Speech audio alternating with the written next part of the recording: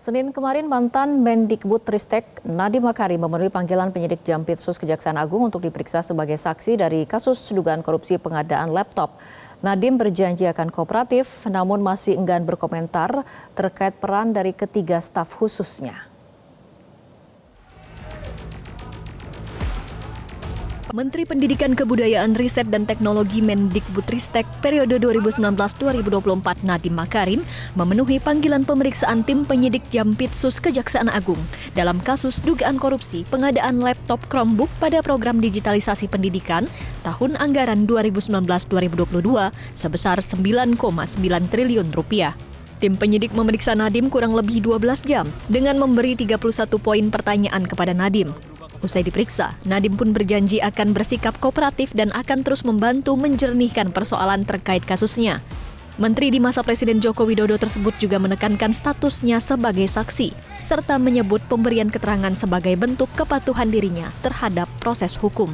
Namun saat ditanya seputar dugaan perintah pengkondisian pengadaan Chromebook oleh ketiga mantan staf khususnya, yakni Juristan, Fiona Handayani, dan Ibrahim Arif, Nadiem malah memilih untuk bungkam. Saya akan terus bersikap kooperatif untuk membantu menjernihkan persoalan ini demi menjaga kepercayaan masyarakat terhadap transformasi pendidikan yang telah kita bangun bersama. Terima kasih dan izinkan saya pulang karena keluarga saya telah menunggu. Terima kasih. Oke ya, terima kasih.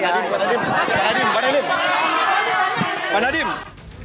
Pihak kejaksaan menyebut pemeriksaan perdana terhadap Nadiem Makarim berfokus pada agenda rapat proyek pengadaan Chromebook di Kemendikbudristek yang dilakukan pada bulan Mei 2020 lalu. Rapat disebut berkaitan dengan tugas-tugas staf sus Nadiem yang sudah diperiksa lebih awal oleh Kejagung. Nadiem juga diminta menjelaskan kaitan barang bukti yang disita dalam kasus ini.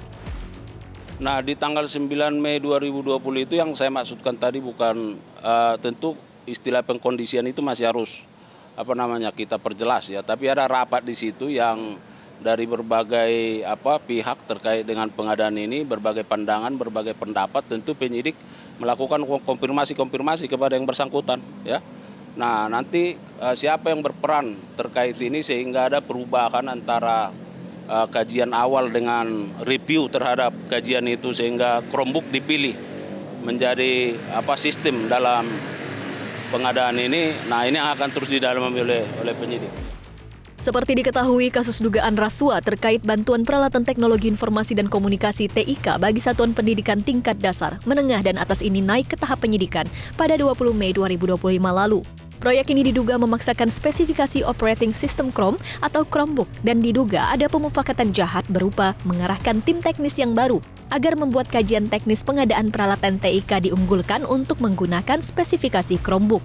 Dari Jakarta, Tim Liputan Metro TV. Jelajahi cara baru mendapatkan informasi. Download Metro TV Extend sekarang.